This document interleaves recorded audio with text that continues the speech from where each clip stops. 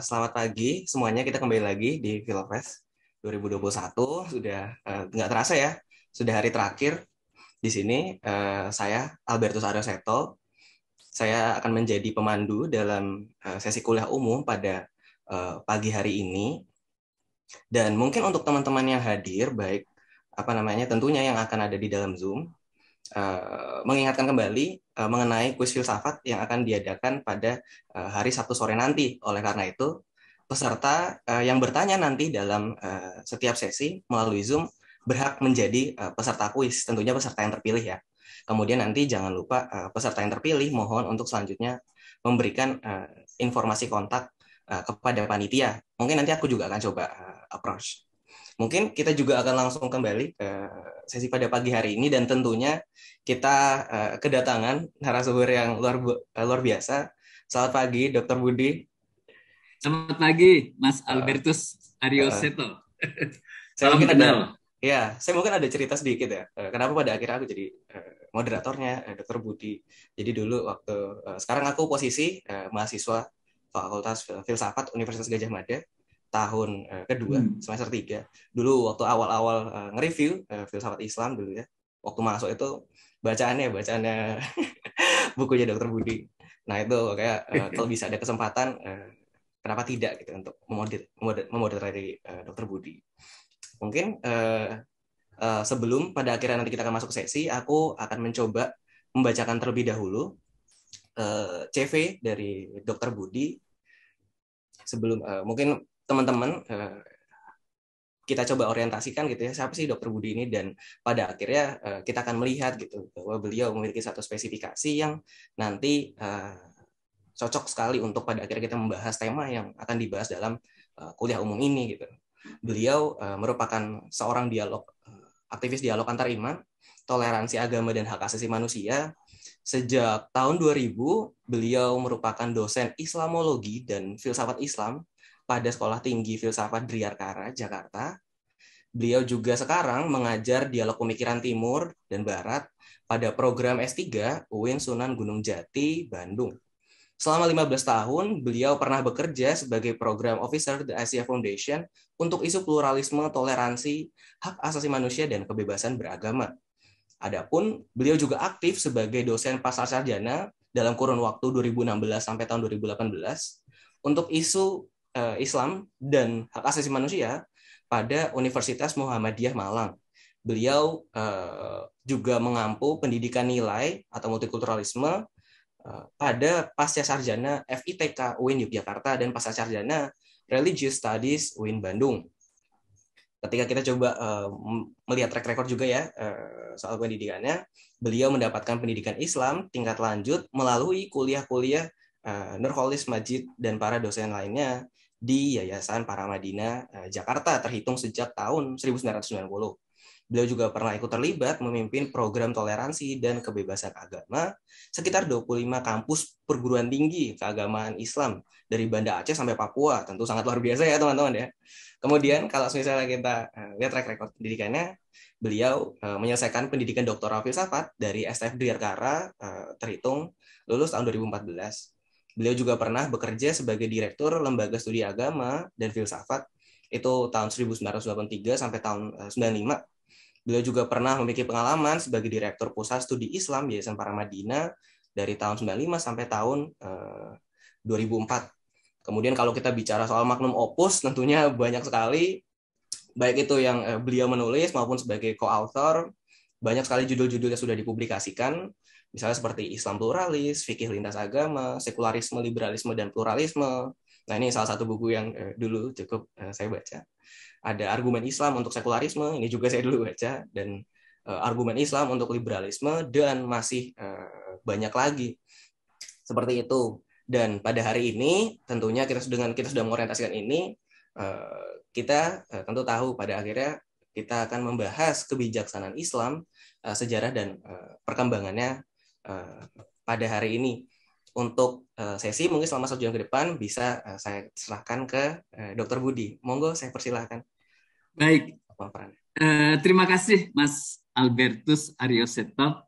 Selamat pagi teman-teman sekalian. Assalamualaikum warahmatullahi wabarakatuh. Salam sejahtera untuk kita semua. Om Swastiastu, Namo Buddhaya. Salam kebajikan Rahayu. Pertama kali saya ingin mengucapkan terima kasih kepada Filofest yang sudah mengundang saya untuk boleh hadir di acara yang keren ini. Saya senang sekali dan berbahagia bisa ikut berbagi pemikiran dalam satu acara festival yang paling besar di Indonesia ini. Sekali lagi terima kasih.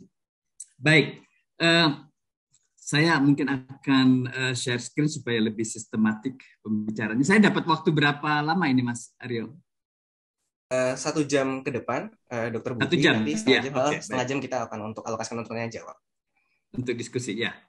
Oke, ini sudah kelihatan? Sudah. Oke, baik. Tema yang diminta pada saya adalah kebijaksanaan Islam, sejarah dan perkembangannya. Ini satu tema yang sebenarnya sangat luas ya dan sangat banyak. Nggak cukup untuk kuliah 1 semester untuk tema ini, tapi saya ingin meringkaskan, memadatkannya dalam kesempatan yang sangat baik ini. Dan saya juga mungkin akan memfokuskan kepada Nusantara. Nah, ini dia. Nusantara. Jadi karena kalau kita bicara kebijaksanaan Islam dalam arti yang global itu memang luas sekali. Jadi mungkin kita perlu fokus pada isu yang sekarang memang menjadi isu dari Filofest kali ini tentang filsafat Nusantara. Nah, jadi saya akan fokus tentang bagaimana kebijaksanaan Islam, sejarah dan perkembangannya di Nusantara. Nah, mudah-mudahan dengan ini kita bisa melihat apa kontribusi kebijaksanaan Islam bersama dengan yang lainnya, ada berbagai macam kebijaksanaan dari sisi-sisi lain kepada filsafat Indonesia atau filsafat Nusantara.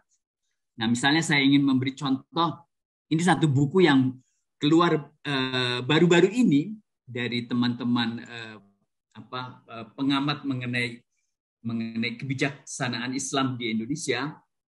Ada di sini Profesor Ismail Suwaidi Weke dan teman-teman yang lain, ada 3 lagi tentang Islam and Local Wisdom. Ini satu buku yang menarik karena mereka meyakini bahwa yang disebut local wisdom Nusantara itu kalau dia ada di daerah yang mayoritas penduduknya di situ Muslim, maka sebenarnya Islam itu sangat berpengaruh pada local wisdom Nusantara ini. Nah, jadi ini salah satu bahan yang saya pakai untuk acara ini dan banyak bahan seperti ini yang sudah mulai ditulis. Jadi sekarang kita cukup banyak sarjana-sarjana di kampus-kampus, terutama UIN dan kampus-kampus Islam mencoba menggali persoalan ini. Oke. Nah, jadi saya akan bicara di sekitar kebijaksanaan Islam di Nusantara. Tapi sebelumnya izinkan saya untuk bicara lebih umum tentang apa itu kebijaksanaan Islam. Jadi kalau kita menggunakan kata kebijaksanaan Islam atau Islamic wisdom, itu kita kalau mengenal wacana pemikiran Islam, pikiran kita akan kemana-mana karena istilah kebijaksanaan Islam itu istilah yang kalau padanannya di dalam satu tradisi Islam itu mungkin hikmah ya, hikmah. Nah, hikmah itu bisa muncul dari mana-mana ya. Biasanya kita mengenal ini dari filsafat. Misalnya kitab dan hikmah itu ada satu ayat di dalam Al-Quran yang membicarakan bahwa kebenaran itu bisa kita dapatkan dalam kitab, dalam Al-Quran, atau dalam hikmah, dalam sering ditafsirkan dalam falsafah begitu. Nah, tapi sebenarnya hikmah atau kebijaksanaan Islam itu ada di tempat yang sangat luas ya. Seluas pemikiran keislaman tradisional. Jadi ada yang namanya pemikiran keislaman atau ilmu-ilmu keislaman tradisional yang telah mempengaruhi kalangan muslim di dalam beragama. Kita bisa menyebut misalnya yang terkenal itu ada 4 ya. Ini fikih, kalam, tasawuf, falsafah. Fikih kita tahu ini hukum Islam, kadang-kadang disebut juga dengan syariah. Kalam itu teologi, tasawuf itu dimensi mistik dalam Islam, falsafah ini yang biasa kita sebut dengan filsafat. Nah, 2 kata ini, falsafah dan filsafat ini sebenarnya kata yang sama persis ya. Tapi penggunaannya di kita di Indonesia, terutama di fakultas-fakultas filsafat, seringkali dibedakan. Saya agak kurang setuju dengan pembedaan tersebut karena menganggap falsafah itu lebih kepada yang kita sekarang sebut ini kebijaksanaan, filsafat itu lebih ilmiah, lebih rasional dan terstruktur, radikal, sistematik, macam-macam. Tapi sebenarnya kalau kita mendalami falsafah Islam atau filsafat Islam, maka sebenarnya falsafah itu ya sama ilmiahnya dengan yang kita sebut dengan filsafat sekarang, karena filsafat Islam itu mengambil pengaruh dari Yunani dan kemudian mengembangkannya, tapi dalam cara berpikir filsafat itu sendiri, filsafat Yunani. Oke, jadi sekarang kita lihat sedikit tentang filsafat Islam ya. Jadi memang ada macam-macam fikih, kalam, tasawuf, falsafah, tapi filsafat Islam ini adalah dimensi yang paling khusus ya, yang bicara mengenai kebijaksanaan Islam. Tapi nanti kita tidak akan bicarakan filsafat Islam dalam arti khusus ini, kita akan bicara dalam arti umum. Tapi sedikit saya mau review untuk kita bisa masuk ke apakah ada filsafat Islam di Nusantara. Dan kemudian kita baru melihat perkembangan kebijaksanaan Islam di Nusantara. Jadi filsafat Islam di masa klasik itu berkembang ketika filsafat Yunani itu masuk ke Arabia, dan perjumpaan antara Islam dengan dunia filsafat yang ada di Arabia yang berkembang setelah hancurnya pusat filsafat di Alexandria, sehingga para filosof itu bermigrasi, berpindah ke daerah-daerah yang ada di Timur Tengah. Ada Yun di Shapur, ada Baghdad tentu saja, Damaskus dan sebagainya, daerah-daerah yang menjadi pusat filsafat, dan kemudian Islam sampai ke situ, dan perjumpaan ini memberi satu keterpesonaan ya dari raja-raja Islam di masa awal, dan mereka ingin supaya filsafat Helenistik ini yang ada sudah hidup dengan bahasa Syria, mungkin juga bahasa Arab, itu bisa dilanjutkan dan dikembangkan di dalam suatu atmosfer kerajaan-kerajaan Islam. Terutama kerajaan yang awal adalah dinasti Abbasiyah, dinasti Muawiyah, dan nanti dinasti Abbasiyah. 2 dinasti ini, 2 emporium Islam awal ini yang nanti akan mengembangkan filsafat Islam. Ringkas cerita, dalam masa yang panjang, 500 tahun, itu filsafat Islam tumbuh berkembang sehingga mereka mempunyai para filosof. Nanti di masa yang jauh panjang nanti, ketika Islam masuk ke Nusantara, filsafat Islam juga ikut masuk ke dalam Nusantara. Tapi jenis filsafat apa, itu tentu saja kita bisa amati, nanti kita akan lihat. Kalau kita bicara filsafat Islam, paling tidak itu ada 4 aliran besar. Yang aliran yang paling terkenal, yang membuat kemudian filsafat Islam ini punya satu korelasi dengan filsafat di masa kemudian, terutama di Eropa, yaitu peripatetik. Nama alirannya filsafat peripatetik. Ini filsafat rasionalisme dari Aristoteles dan juga berkembang di dunia Islam dengan mengembangkan satu tema-tema yang memang ada dalam Aristotelianisme. Para filosof Muslim menganggap Aristoteles ini sebagai guru pertama. Jadi bayangkan begitu kalangan Muslim menghormati filsafat Yunani, tokoh besarnya Aristoteles disebut sebagai guru pertama.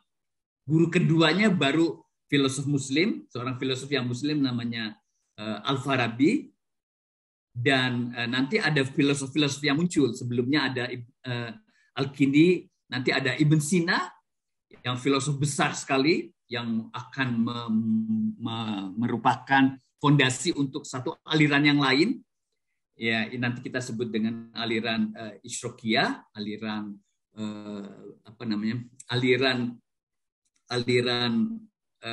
Illuminatio. Nah, ada juga filsafat Ibn Rushd yang merupakan puncak daripada filsafat peripatetik. Nah, jadi alirannya itu adalah peripatetik, ada Illuminatio yang mulai dari Ibn Sina, Suhrawardi dan seterusnya, para filosof di Iran. Saya mungkin akan menambahkan, kita bisa masukkan di filsafat Islam itu adalah aliran Irfani. Jadi ini aliran tasawuf filosofis. Dan yang keempat tentu hikmah muta'aliyah, mula sadra, yang merupakan puncak dari filsafat Ishraqiyah, yang sudah filsafat Illuminatio yang sudah mendapatkan dimensi peripatetiknya, dan itu adalah puncak filsafat Islam di Iran, di Persia, di Iran sekarang. Dan kemudian ada banyak filsafat setelah mula sadra. Tapi kira-kira saya mau mengatakan bahwa filsafat Islam itu sudah cukup mapan, dan ketika terjadi perkembangan Islam ke Nusantara, filsafat-filsafat ini masuk ke Nusantara.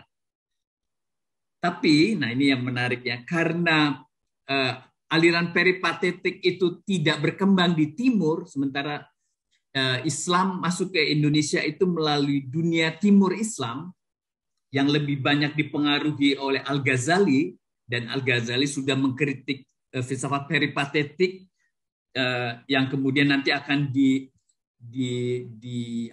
ditinjau ulang oleh Ibn Rushd.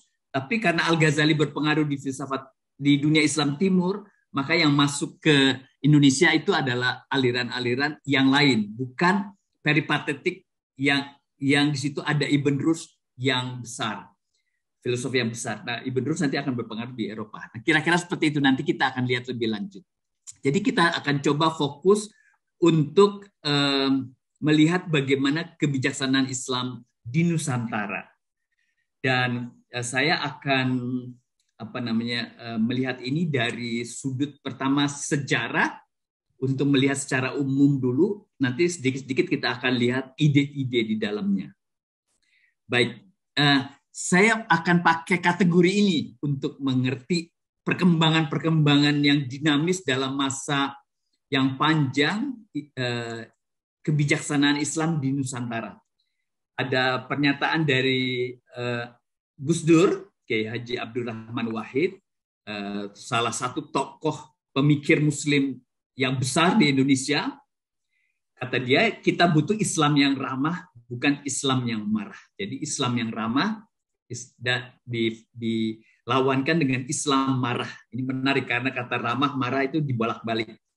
Dan perkembangan kebijaksanaan Islam yang panjang di Indonesia, sejak masuknya Islam pada abad 13, itu sebenarnya adalah jenis Islam yang ramah.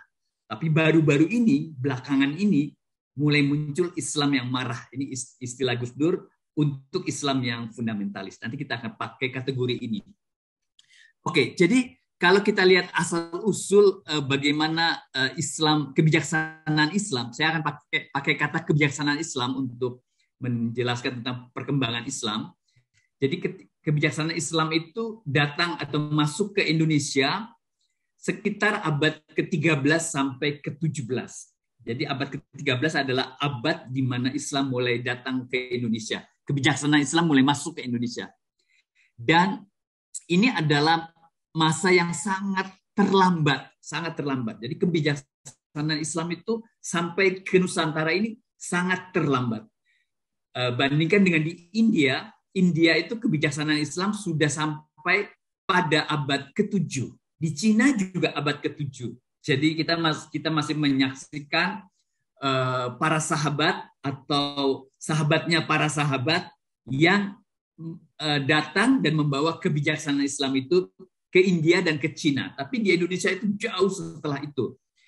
Setelah daerah-daerah ini mengalami puncak peradabannya, baru kemudian masuk ke Indonesia. Sekedar catatan kaki, misalnya Islam di India sudah mempunyai peradaban yang luar biasa melalui kerajaannya Delhi pada abad ke-13, 12 sekian. Nah, itu di sana sudah ada monumen yang besar, apakah itu masjid yang besar, apakah istana yang besar, apakah itu menara masjid. Misalnya pada abad ke-13 atau menjelang 13 ada satu menara yang besar sekali yang dibangun di New Delhi, Kutub Minar namanya, Kutub Minar. Jadi kalau Anda pergi ke Delhi, pasti Anda akan ditawarkan untuk datang ke Kutub Minar. Itu abad 12, menjelang 13.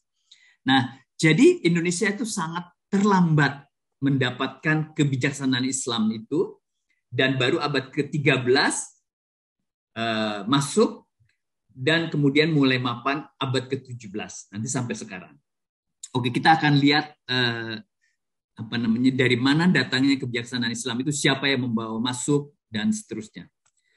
Jadi kalau kita lihat proses masuknya kebijaksanaan Islam di Indonesia, itu ada berbagai macam teori, yang sekarang teori ini diterima semuanya. Tadinya awalnya itu teori yang paling terkenal itu namanya teori Gujarat. Jadi kita belajar di sekolah dulu, Islam masuk di Indonesia dari Gujarat, dari India di satu negara bagian India sekarang namanya Gujarat, di mana di sana mereka juga punya pantai yang pedagang-pedagangnya sampai ke Indonesia, pedagang dari Gujarat. Tapi sebenarnya sekarang sudah direvisi, dikembangkan bahwa kebijaksanaan Islam itu masuk ke Indonesia itu juga bisa dari Timur Tengah sendiri, dari Mekah, atau dari Persia. Jadi bukan hanya dari Gujarat, India. Nah, jadi kebijaksanaan Islam itu masuk ke Indonesia melalui jalur pedagang-pedagang dari Gujarat. Dan perdagangan ini sering dipandang sebagai jalur utama perkembangan kebijaksanaan Islam di Indonesia atau di Nusantara. Jadi kebijaksanaan Islam itu masuk ke Nusantara melalui perdagangan. Dan penelitian yang lebih kontemporer itu mengatakan bahwa perdagangan itu juga hanya salah satu, karena ada jalan lain yang lebih berliku-liku dan rumit, panjang, bukan hanya lewat perdagangan. Tapi perdagangan ini termasuk yang paling terkenal dan punya banyak cerita tentang jalur kebijaksanaan Islam masuk ke Nusantara lewat perdagangan. Tapi itu bukan satu-satunya. Nah, misalnya ada tempat lain selain Gujarat di mana menjadi persinggahan untuk nanti kebijaksanaan Islam masuk ke Nusantara. Itu misalnya daerah Malabar, Coromandel. Ini daerah-daerah yang sebenarnya daerahnya dekat dengan Nusantara, tapi dia sekarang masuk ke negara India. Kalau teman-teman tahu, Malabar ini adalah sebuah negara bagian India yang dia ada di atas Aceh. Jadi kalau Anda lihat peta dari Aceh ke utara, agak jauh sedikit, nggak terlalu jauh sebenarnya, di sebelah Thailand. Di situ ada Nicobar dan Malabar Nicobar. Nah, itu negara bagian India yang paling jauh, yang dekat sekali dengan Asia Tenggara, atau malah masuk ke dalam bagian Asia Tenggara. Nah, itu dari situ selain Gujarat, dari Malabar kemudian ke Nusantara. Ada juga yang dibawa langsung dari negeri asalnya, yaitu Arab, Persia, dan Turki. Nah, jadi pada abad ke-12 dan 13 itu memang terjadi kekacauan dan peperangan di Timur Tengah, termasuk perang salib ya. Dan ini mendorong banyak penduduk Timur Tengah melakukan kegiatan pelayaran ke Asia Tenggara, sehingga kemudian terbentuklah komunitas-komunitas Muslim yang besar di bandar-bandar dagang Nusantara. Nah, mana itu nanti kita lihat. Jadi ini proses panjangnya yang sehingga tidak heran pada abad ke-13 kita punya kerajaan-kerajaan awal Islam, yaitu Samudra Pasai 1270, kemudian Malaka 1400. Jadi ini adalah dua kerajaan Islam pertama yang nanti setelah itu akan berkembang kerajaan-kerajaan Islam yang lain. Dan dari kerajaan Islam inilah kebijaksanaan Islam itu mulai dikembangkan. Prosesnya akan terjadi dengan support dari kerajaan-kerajaan Islam ini. Samudra Pasai di Aceh, Malaka sekarang di Malaysia. Kita juga ingat Malaka, kerajaan di Malaysia yang jatuh ke tangan Portugis pada 1511. Ini selalu ada di dalam pelajaran sejarah kita waktu kita sekolah SMA. Nah, jadi ketika raja-raja di Nusantara ini memeluk agama Islam dan memunculkan kerajaan-kerajaan Islam awal, disinilah terjadi pelembagaan-pelembagaan Islam yang kemudian menjadi proses tumbuhnya kebijaksanaan Islam dan transformasi budaya Islam. Jadi sejak itu kebijaksanaan Islam berkembang di seluruh Nusantara dan lembaga pendidikan Islam dibuka untuk segala lapisan masyarakat dan golongan. Nah, ini menarik. Ini cerita tentang cikal bakal pesantren sebagai pusat dari kebijaksanaan Islam yang sejak awal pesantren itu memang terbuka untuk semua lapisan masyarakat dan golongan. Berbeda dengan pesantren-pesantren di zaman Hindu, zaman Buddha yang lebih elitis ya. Tapi kalau pesantren-pesantren di masa Islam ini lebih terbuka dan menjadikan pendidikan terbuka untuk semua. Oke.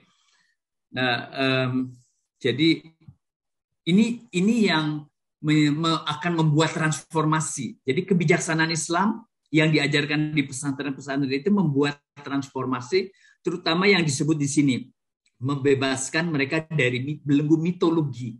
Jadi karena ada satu aspek kebijaksanaan Islam yang diajarkan, yaitu tentang tauhid, dan dengan tauhid itu maka sebenarnya dibebaskanlah mereka dari belenggu mitologi yang sebelumnya sangat kuat. Oke, dan pesatnya perkembangan ini sebenarnya disebabkan karena maraknya kegiatan pelayaran dan perdagangan. Sehingga kemudian dalam kebijaksanaan Islam ini, salah satu etos yang mendukung kebijaksanaan Islam ini adalah etos dan budaya dagang yang bangkit di kalangan etnik yang memeluk agama ini, terutama yang tinggal di pesisir. Jadi kalau kita lihat sekarang di Nusantara ini, di Indonesia, seluruh daerah Indonesia dari barat sampai ke timur, kalau daerah-daerah itu mayoritas Muslim, maka Muslim ada di mana-mana. Tapi kalau dia di daerah yang sekarang mayoritas Kristen misalnya, maka pasti ada komunitas Muslim di pesisir pantai. Karena memang Islam dan kebijaksanaan Islamnya itu masuk dari pantai-pantai yang dulu merupakan mungkin pusat-pusat perdagangan. Jadi kira-kira seperti ini peta besarnya.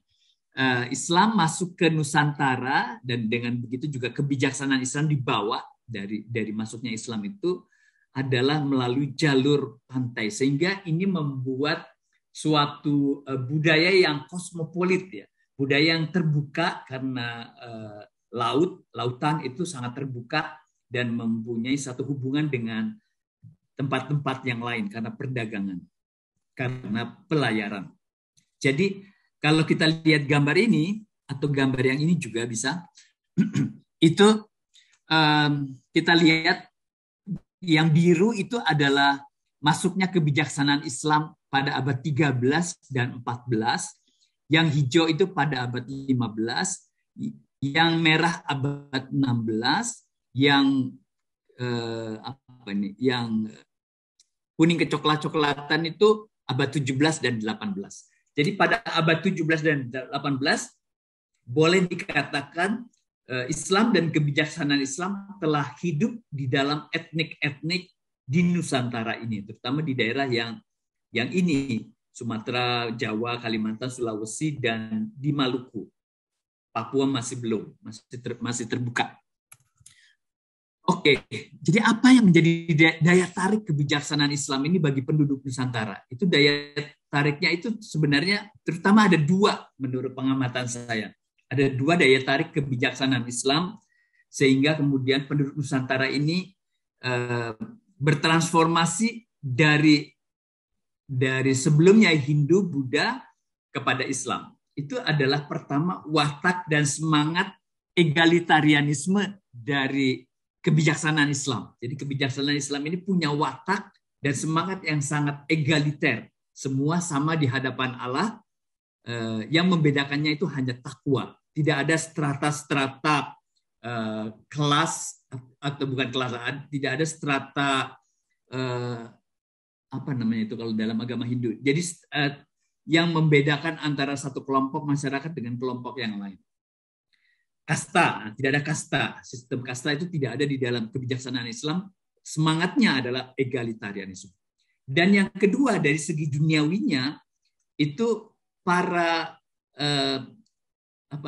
pemeluk Islam itu pada umumnya adalah pedagang yang kaya, makmur dan terpelajar. Itu mereka datang ke pesisir-pesisir pantai Nusantara sehingga kemudian menjadi daya tarik untuk bisa menjadi pedagang juga. Pedagang yang nanti membayangkan kehidupan duniawi yang kaya, makmur, dan terpelajar. Jadi ada semangat yang sifatnya spiritual, yaitu semangat egaliter, yang lebih filosofis, yang lebih spiritual, yang lebih humanistik, dan ada yang lebih duniawi, yaitu kekayaan, kemakmuran, dan keterpelajaran. Nah, ini yang kemudian mendorong kalangan pribumi ingin meningkatkan taraf hidup dan status sosial. Karena dengan cara inilah mereka kemudian menjadi bagian dari satu masyarakat kosmopolitan. Masyarakat kosmopolitan. Jadi pada waktu itu ada yang namanya dunia muslim, yang kosmopolit, yang merupakan kerajaan-kerajaan besar, yang mungkin yang paling dekat dari Nusantara tentu saja di India. Di situ ada sampai ke Bangladesh kalau sekarang, tidak terlalu jauh. Mungkin hanya perlu beberapa hari perjalanan barangkali dari Nusantara. Dan kemudian di Timur Tengah sampai Spanyol, Turki itu ada kerajaan-kerajaan yang besar yang lainnya. Dan ini menjadi bagian dari satu masyarakat kosmopolitan dan menjadikan ada rasa martabat, naiknya martabat begitu ya. Ini yang menjadikan kenapa ada daya tarik kebijaksanaan Islam itu. Nah, saya mau memberi contoh ini. Kosmopolitanisme kebijaksanaan Islam itu sebenarnya disimbolkan dengan bangunan-bangunan. Nah, di Indonesia sebenarnya ini masih dalam proses ya, karena kebijaksanaan Islam masuk ke Indonesia itu sangat terlambat. Baru abad 13. Nah, jadi ketika kita punya bangunan yang simbol bangunan kosmopolitan Islam, itu pun juga sangat terlambat. Misalnya salah satu contoh adalah bangunan ini. Ini masjid di Banda Aceh. Satu masjid yang sangat indah, ya, sangat bagus, melambangkan kosmopolitanisme dari kebijaksanaan Islam. Tapi masjid ini dibangun bukan oleh kerajaan-kerajaan Islam, tapi dibangun oleh pemerintah Belanda sebagai satu rasa bersalah dan satu bayaran untuk bisa menaklukkan orang Aceh. Atas saran Snok Horgrogne, seorang ahli Islam, pemerintah Hindia Belanda disarankan untuk memberi akomodasi seluas-luasnya kepada orang Aceh untuk bisa bisa beragama. Jadi mereka buatkan masjid ini pengganti masjid yang tua, yang lama, masjid kayu yang hancur karena perang Aceh, yang berlarut-larut, perang Aceh yang susah payah Belanda menaklukkan orang Aceh. Dan kemudian sebagai gantinya mereka bangunkan masjid yang indah ini. Untuk politik, Sunan Kudus menyarankan supaya jangan sampai ada kesempatan orang Nusantara ini berpolitik atau orang Aceh ini berpolitik. Jadi agama disupport tapi politik itu dihancurkan. Nah, jadi ini simbolnya. Ini baru ada pada abad 19 akhir. Jadi sangat terlambat. Bayangkan kalau di India bangunan-bangunan yang seperti ini sudah ada pada mulai abad 12. 12, 13, 14, 15, 17 itu semuanya akan terus-menerus bangunan-bangunan ini muncul. Misalnya bangunan yang di sebelah kanan ini Taj Mahal, itu saya lupa abad berapa ya, di abad 6, 17 apa ya. Taj Mahal, ada ini Masjid Jami ya di New Delhi juga sudah sangat tua. Nah, bangunan seperti ini sudah bisa kita dapatkan di India. Yang kita maksud kalau kita sebut India ini British India, itu India, Pakistan, dan Bangladesh itu sudah sejak abad 13 sampai masa kolonialisme mereka masih punya seperti ini atau sampai menjelang masa kolonialisme Inggris. Nah, sementara kalau kita kembali di Indonesia itu baru abad 19. Ini berarti bahwa kebijaksanaan Islam itu di Nusantara ini baru berkembang sebagai kebudayaan, belum sebagai peradaban.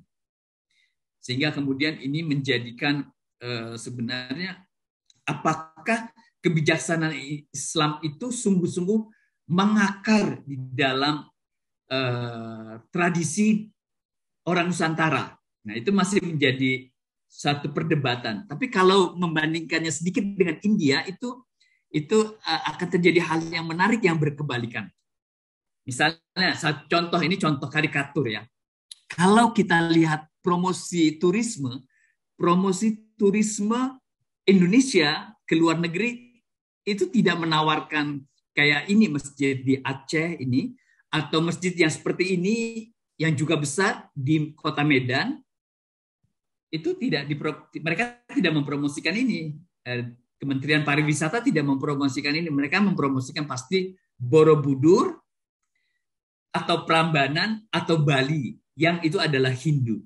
Dan ini adalah satu pendapat yang kalangan antropolog Belanda sampai juga yang Amerika yang awal seperti Clifford Geertz mengatakan bahwa sebenarnya Islam di Indonesia itu tidak mengakar. Kebijaksanaan Islam itu tidak mengakar karena dia ibarat kulit kita ini, kalau kita garuk itu di dalamnya kita akan dapatkan Hindu atau Buddha.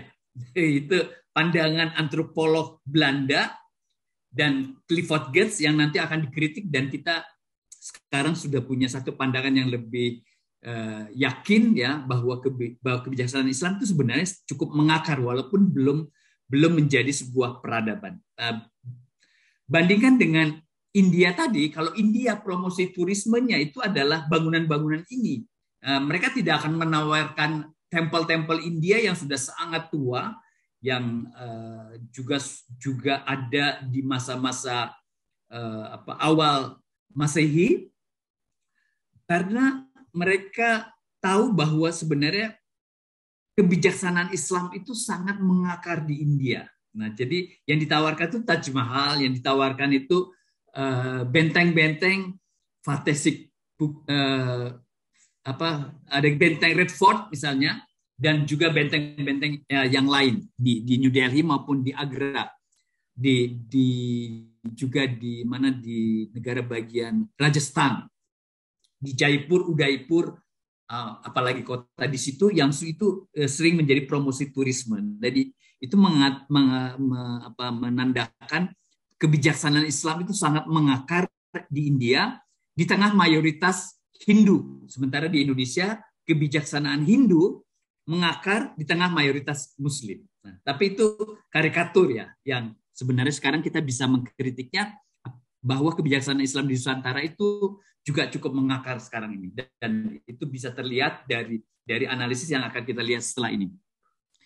Jadi daya tarik kebijaksanaan Islam itu di samping tadi itu egalitarianisme dan juga kebanggaan dalam soal duniawi, ya, yaitu keterpelajaran, kekayaan, kosmopolitanisme, tapi juga kesenangan kepada kesenian. Ini juga sesuatu yang menjadi daya tarik karena para wali Songo di Jawa ini terutama itu mengembangkan dakwah Islam itu dengan menggunakan kesenian untuk bisa menunjukkan kebijaksanaan Islam.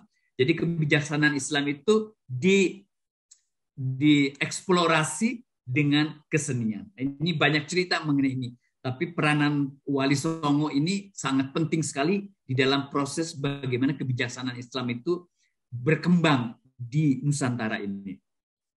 Dan misalnya contohnya itu pembacaan syair-syair yang dinyanyikan, yang sekarang masih kita bisa lihat di kampung-kampung, di pedesaan-pedesaan di Jawa, di Madura, juga di Kalimantan dan di Sumatera, ya. Itu pada perayaan Maulid, misalnya Maulid yang lalu, kalau kita pergi ke pedalaman di pulau-pulau Jawa, Sumatera, Kalimantan, Sulawesi, itu ada banyak pembacaan riwayat hidup dan perjuangan Nabi Muhammad dalam bentuk syair-syair. Nah, ini contoh syairnya, ya.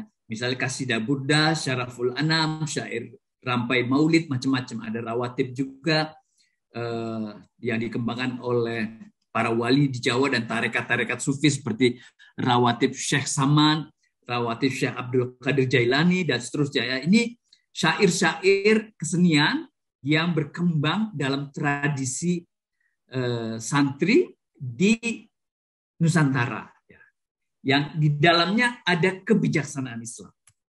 Oke, jadi itu daya tariknya, ya.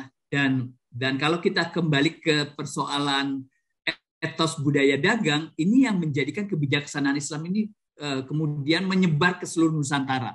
Minangkabau, Bugis, Makassar, Banjar, Madura, Jawa Pesisir, Palembang. Dan di daerah-daerah ini antara etnik dan keislaman itu hampir menyatu. Bahkan kadang-kadang kalau mereka sangat semangat dalam soal ini, menjadi eksklusif.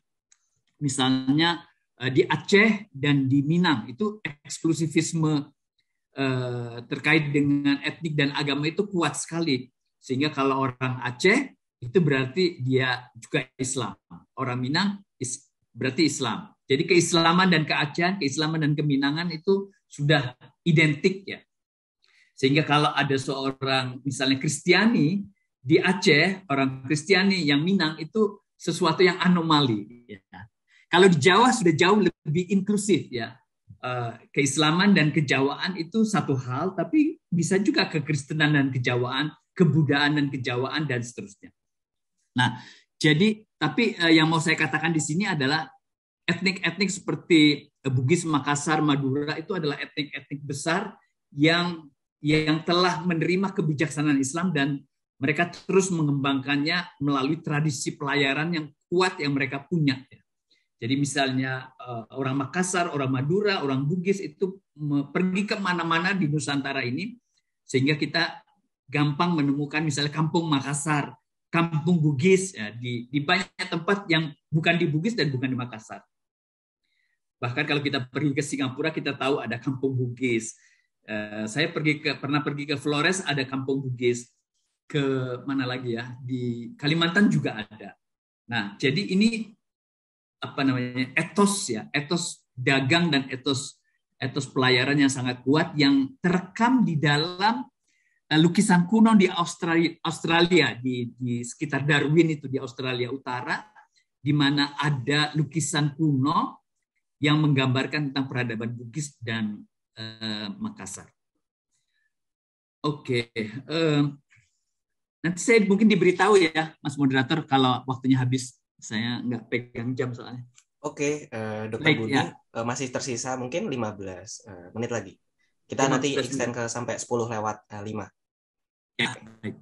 Nah, jadi mana tadi? Oke.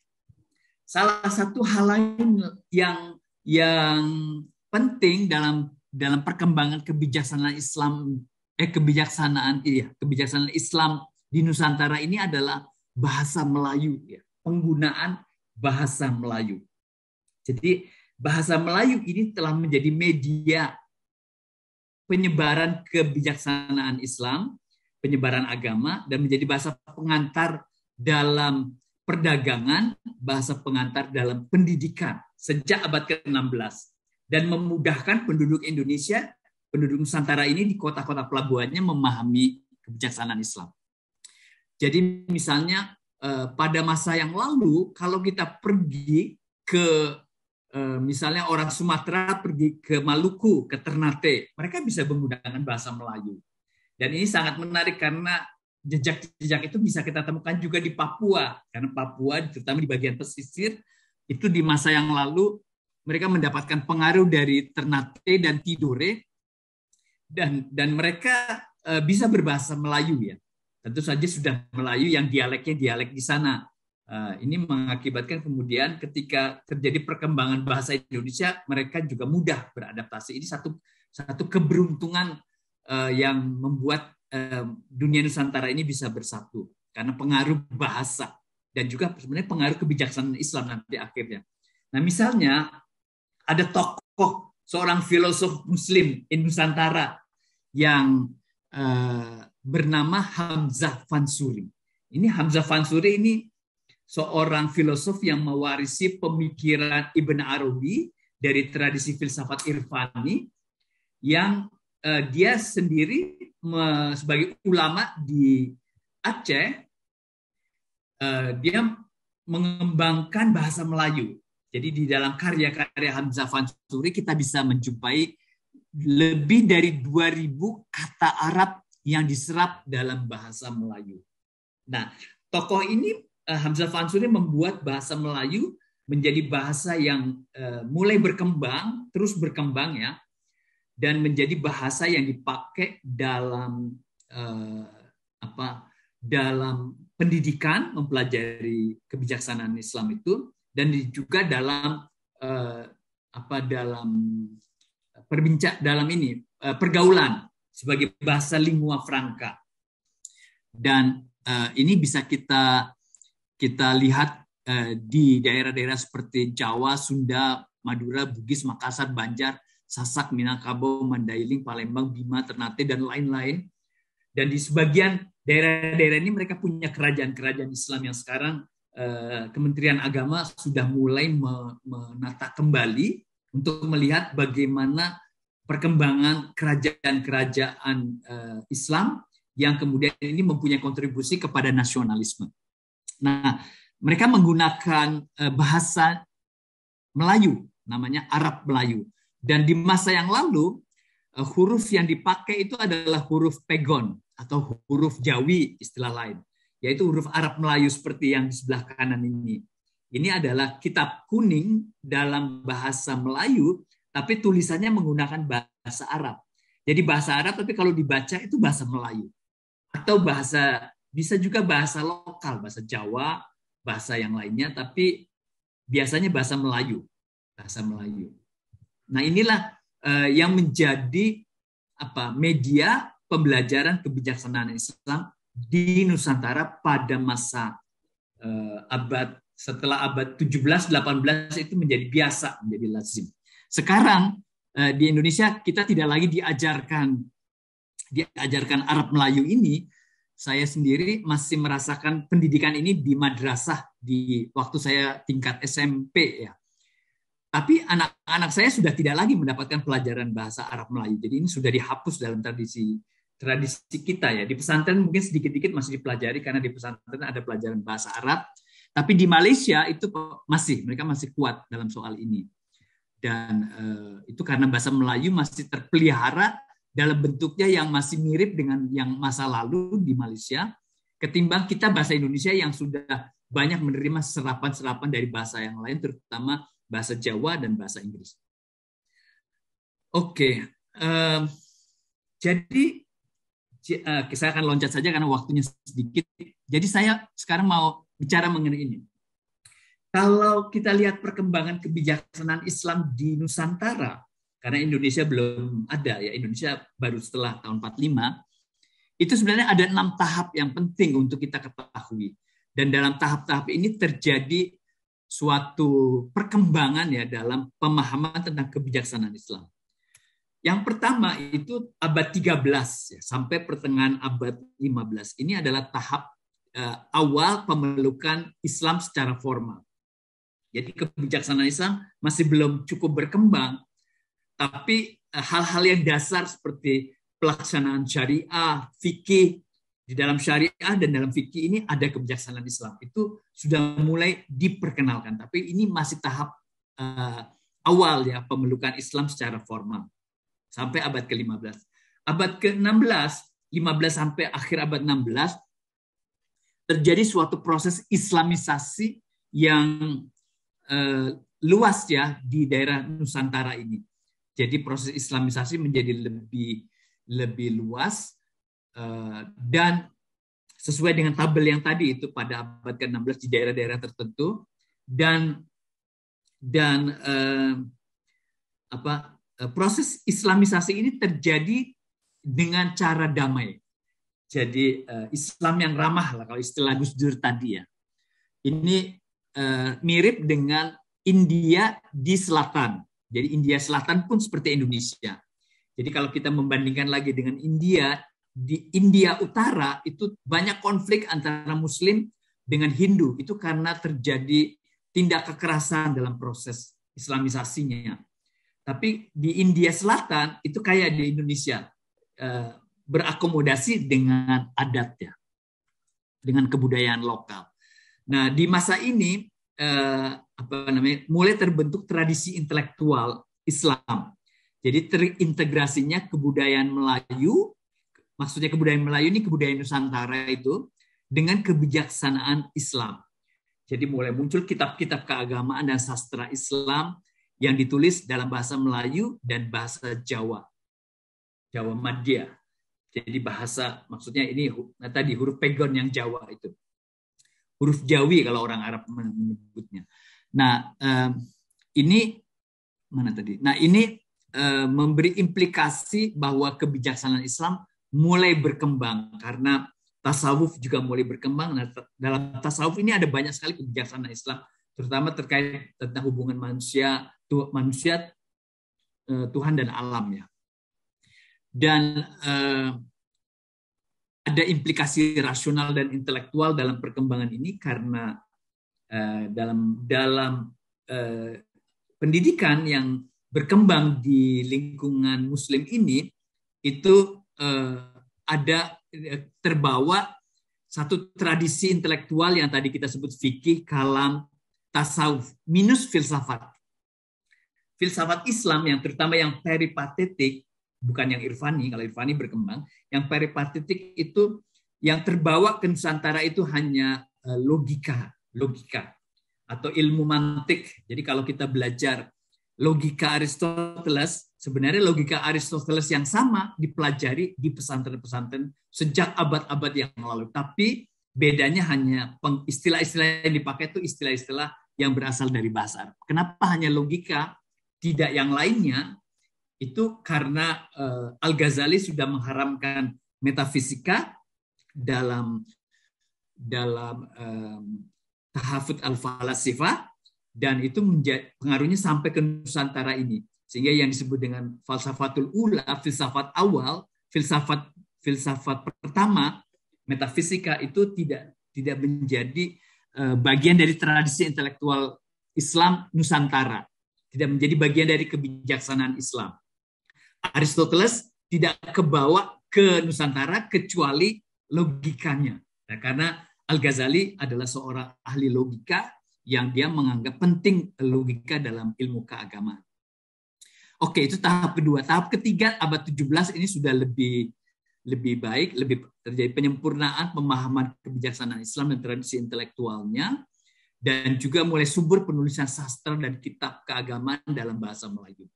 Sekarang sudah banyak studi tentang kitab-kitab apa yang dipelajari atau yang diterjemahkan, yang ditulis dan diterjemahkan pada abad 17-18. Disertasi Prof. Azumardi Azra menggambarkan tentang network para ulama Nusantara ini dengan Timur Tengah terkait dengan tradisi intelektual ini atau tradisi kebijaksanaan Islam. Jadi tentang fikih, tentang ilmu Al-Quran, tentang hadis, tentang historiografi, tentang bahasa, macam-macam ilmu, ilmu hisab, juga ilmu perkapalan, ilmu ekonomi, itu bagian dari kebijaksanaan Islam yang dipelajari di pesantren-pesantren di Nusantara ini. Nah, abad ke-18-19 terjadi ortodoksi, penekanan terhadap syariah, dan ini memberi dampak besar terhadap perkembangan tarekat.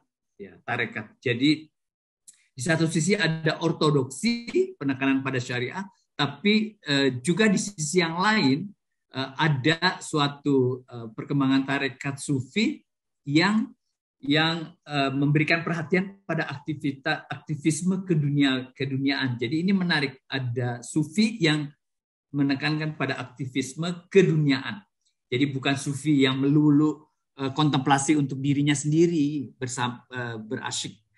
asyik masyuk istilahnya dengan Tuhan, tapi sufi yang mempunyai perhatian pada soal keduniawian. Dan ini menjadi cikal bakal perlawanan terhadap kolonialisme. Jadi kebijaksanaan Islam memberi kontribusi perlawanan terhadap kolonialisme. Misalnya yang ditulis oleh Sartono, Pak Sartono, pemberontakan petani Banten itu sebenarnya adalah pemberontakan yang didorong oleh kebijaksanaan Islam yang ada dalam tarekat sufi.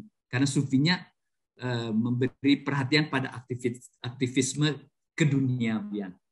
Nah, abad 18-19 itu adalah abad yang ditandai dengan lahirnya gerakan anti kolonial yang merata di seluruh Indonesia, dan bersamaan dengan itu juga ada perkembangan awal dari Wahabisme yang mulai masuk ke Indonesia. Nah, di sini kemudian ada faktor di mana kebijaksanaan Islam itu menjadi faktor integratif dan pemersatu bangsa Indonesia. Jadi cikal bakal nasionalisme ada di dalam gerakan-gerakan yang didorong oleh kebijaksanaan Islam pada abad 18 dan terutama 19.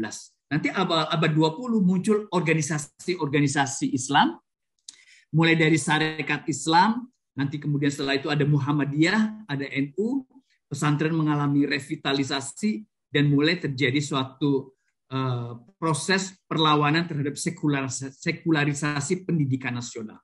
Pendidikan nasional itu disponsori oleh Belanda, tapi perlawanannya disponsori oleh gerakan-gerakan Islam yang membawa kebijaksanaan Islam. Pada tahap terakhir ke-6 tahun 70 itu terjadi suatu pembaharuan Islam.